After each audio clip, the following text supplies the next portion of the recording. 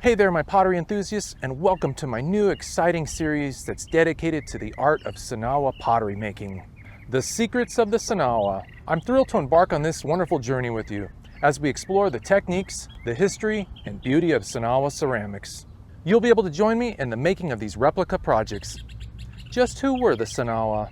The Sinagua people were an ancient Native American culture that inhabited the central and northern regions of Arizona, primarily between the 5th and 15th centuries. The name Sinagua translates to without water in Spanish, which refers to the scarcity of water in the areas they inhabited. Ironically, though, in the Verde Valley, there's a lot of water. The Sinagua civilization are known for their impressive masonry skills and architectural achievements. They constructed multi-storied dwellings, cliff dwellings, and pueblos made of stone blending with the natural landscapes.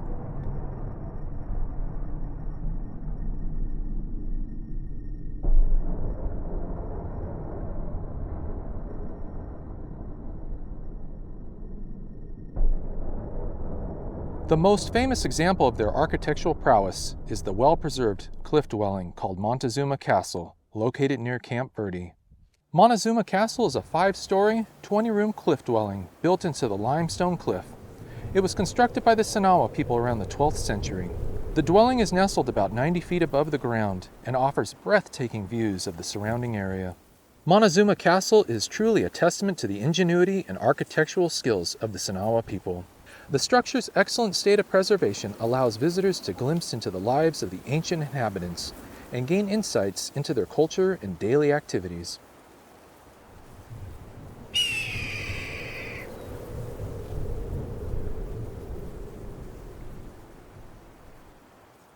Our focus will be on the amazing pottery that the Sinagua created. The Sinagua were known for their iconic red smudged wares and a beautiful blending of earth tones and rich hues, and their beautiful, captivating Verde red oyas. We'll be attempting to recreate some of these beautiful vessels out in the wild with only the basics of tools that the Sinagua would have used to create their pottery.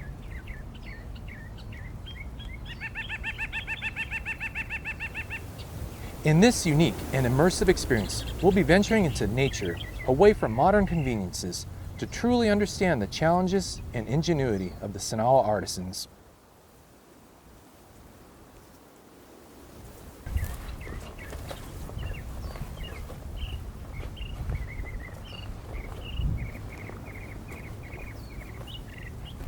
Armed with just the essential tools, including primitive clay working implements, we'll immerse ourselves in the raw beauty of the wilderness and tap into our inner creativity as we attempt to recreate some of these vessels. We'll experiment with different clays, including local clays found throughout the Verde Valley.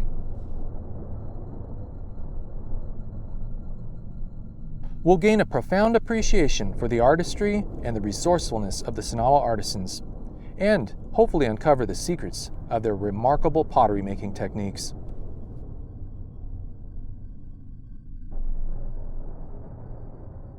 In the vast expanse of the Verde Valley, a rich tapestry of ancient pottery unfolds, revealing two prominent types that have stood the test of time: the Verde brown and redware, and the Tuzigoot brown and redware.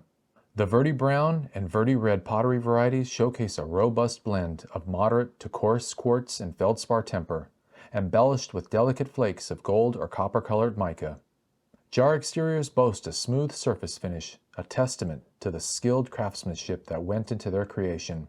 Meanwhile, both bowl interiors and exteriors maintain a consistent level of refinement.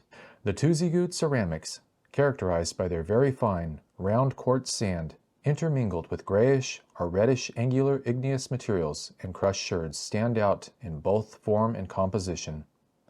Vessel surfaces often bear the mark of meticulous smoothing on both the interior and exterior, occasionally graced with a light polish. Amidst the archaeological finds, a prevalence of non-decorated ceramic surfaces overshadowing more ornate, corrugated, and decorated counterparts. Many of these pots served as utilitarian purposes, becoming vessels for the storage of food, water, and various liquids. The array of pottery forms encompasses a diverse collection of bowls, jars, ladles, dippers, and thumb-impressed pinch pots, hinting at the multitude of domestic activities conducted within the cliff dwellings. Evidence suggests that some of the pottery found out in these dwellings was created on site, Wooden paddles employed in the working of clay coils and numerous polishing stones used to refine the vessels provide tangible clues to the intricate pottery-making process. The Sinagua people, master potters of their time, employed the paddle and anvil method in shaping their vessels. A wooden paddle pressed against the side of the clay coils, while a stone anvil applied pressure on the opposite side, seamlessly joining the coils into a cohesive vessel.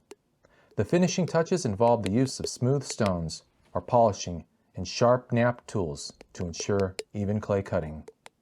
Intriguingly, smudging, a technique occasionally applied to the bowl interiors, imparted a distinct dark black color, particularly evident after 1000 AD. Furthermore, the firing process sometimes resulted in wooden elements coming into contact with the vessels, creating mesmerizing fire cloud patterns on the pottery surfaces. The archaeological narrative is incomplete without acknowledging the vibrant trade networks that crisscross the region.